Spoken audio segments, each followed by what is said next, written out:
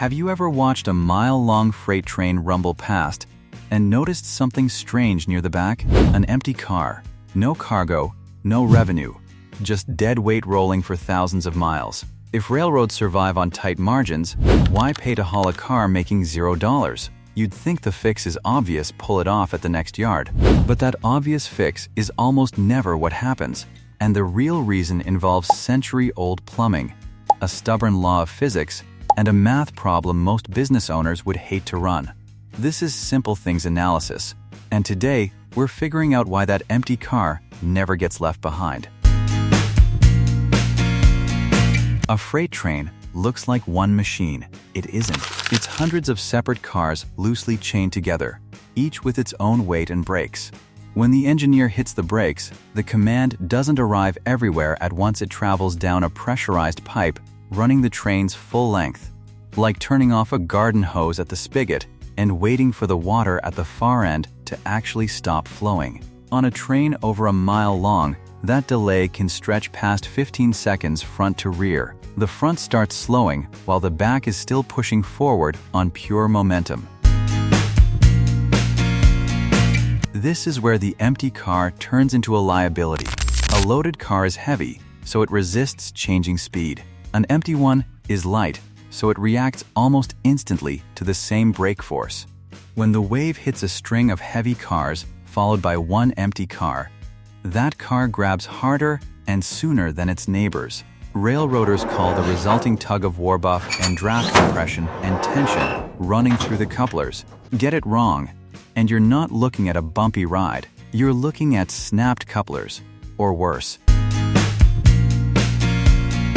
This problem isn't new. It traces back to 1869, when George Westinghouse patented the automatic air brake.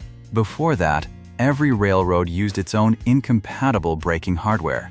Westinghouse's pipe and pressure system became the one standard the entire industry adopted because it let cars built by completely different companies couple together and travel anywhere on the network without modification. That decision built modern American railroading. But it also locked the system in place. Decades later, engineers built something better: electronically controlled brakes that fire every car simultaneously instead of relying on a slow-moving pressure wave. Tests showed stopping distances dropping by nearly 40%. So why isn't every train running on it today? Because retrofitting hundreds of thousands of cars owned by dozens of railroads that constantly swap cars at interchange yards would cost billions. And the upgrade only works if every car on the train has it, one untouched car, and the advantage vanishes. The standard that built the system is the same one holding it still.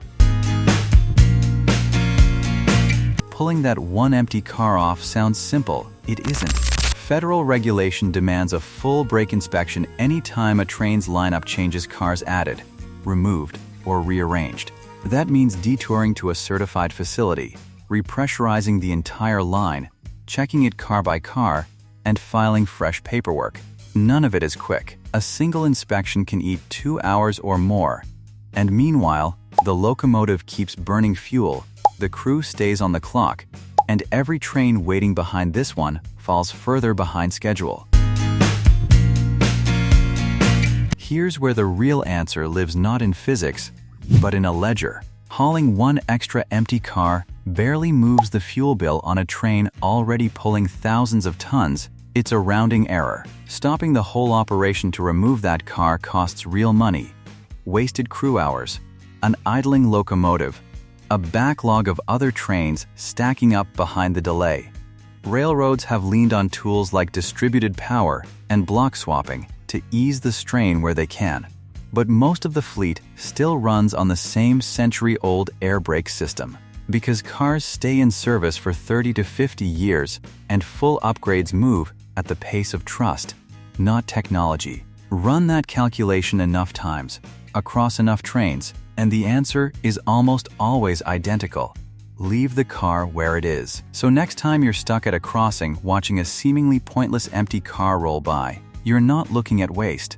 You're looking at over 150 years of trial and error engineers and accountants quietly agreeing that keeping the whole system moving matters more than perfecting any single trip. It's a reminder that the things we assume are wasteful often follow a logic nobody's ever explained to us.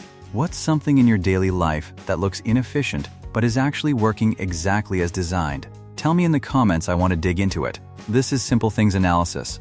See you in the next one.